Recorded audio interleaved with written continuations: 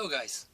I just want to start off with a progress report over the last couple of months.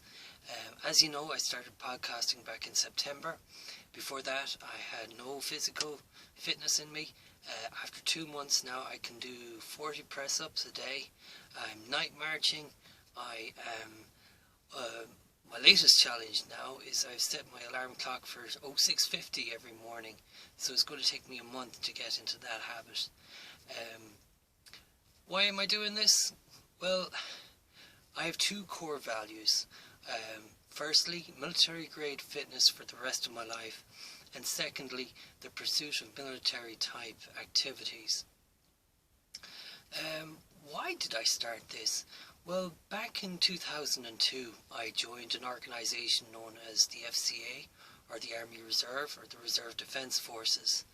And that was before the recessions, before the COVID-19.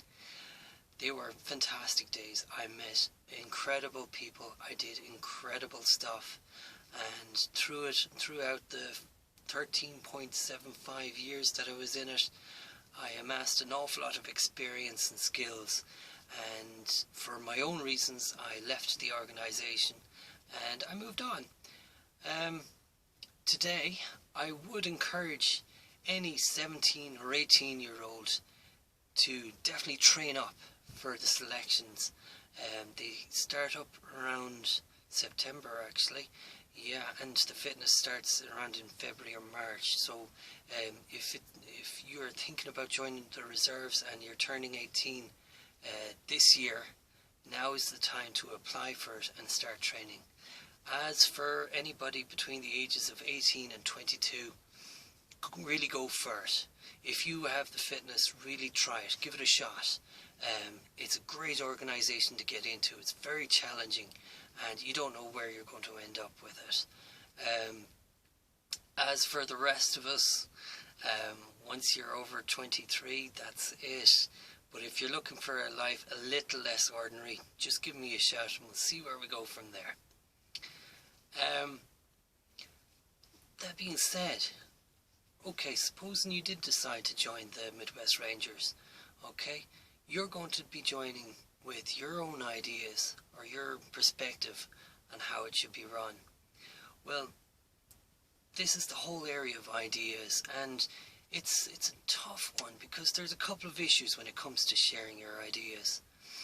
Firstly, there's two types of people, or there's a spectrum of people out there, but on one end of the spectrum you have the ladies or gentlemen that really think their ideas through and they really build up their ideas, and then when you finally encourage them to share that idea, and if they're not if they share that idea with you, they would be very disappointed if you do not follow their idea.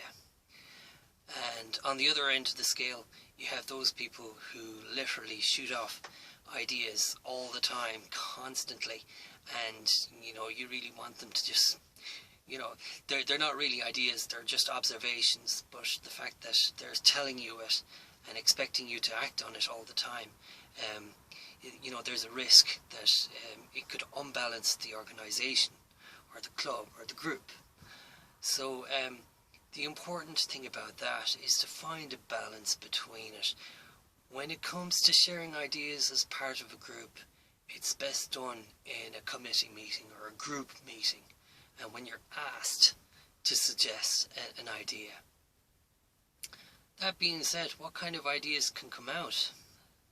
Well, if you start at one end of the spectrum, you have the really bad idea. And a bad idea would be one that is not consistent with the core values, and that basically makes everybody uneasy. It's important that you share your ideas. Well, before I start into that spectrum, right, it's important to share your ideas because you have 250 thoughts going on in your head every day, and guaranteed one or two of them are real zingers. But what about the rest of them? Like, if you hold on to them, you bottle them up, you hold on to them, they make you emotional. It creates, what do they call it, siege mentality, when you say to yourself, oh, I have a brilliant idea, but I'm not going to share it with anybody until it's perfect. And then when you do share the idea, it's like, follow my idea, or to hell with the lot of you. You know, that's not good for yourself, and it's not good for the team either. So what happens? You have to encourage yourself. You should be allowed to bring up ideas. You should be encouraged to bring up good ideas, bad ideas, and let the committee decide, or let the group decide whether or not it's a good idea or not. Never suppress an idea. It could be a real good idea at the end of the day. So anyways, we go back to the ideas. Bad ideas, not inconsistent with the core values, and basically nobody's happy with them. Big deal. What odds? Okay, you voiced it, it's out in the open, and it's reconciled. It's gone forever, okay? You can move on. The next not so bad idea is an opaque idea. An idea that's reasonably within core values and everybody's kind of okay with it, but everybody's still very uneasy with it. The group isn't ready for that idea yet. And the reality is if everybody jumped into that idea not fully understanding what they're getting into, later on you're going to come up against a roadblock or a cul-de-sac, and everybody's disappointed because it didn't go quite the way everybody expected it. So opaque ideas, what happens, right? You voice that idea, everybody's uneasy about it, it's reasonably within core values. So it's kind of up to the chairperson or yourself to just say, look, if we're not ready for it, we'll put it off for another year or so. We'll see where we go in a year's time. Maybe we'll be ready for it next year. The next idea is a good idea, one that hits the spot, hits your core values, everybody's happy to do it. The worst thing you can do is say, right, I'm going to do this, I'm going to take over this idea, and you walk away, and a month later you come back, and everybody's like, that's not quite what we agreed on 2 months ago, you know, and then there's disappointments, and then there's issues. Okay, you had a brilliant idea, but the problem was you went off, and you made it up as you went along, which is by definition an arrogant idea. And unfortunately, what has happened is you've gone off on this trail expecting everybody to follow you, or better yet, expecting everybody to just say, yeah, keep going, keep going, keep going. But you never touched back, you never touched base, and so you took a left, and everybody kind of half expected you to take a right, and so you're lost, and the group is lost as well, and your idea is lost.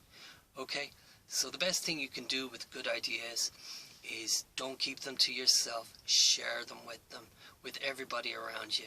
Keep discussing and opening it up even further.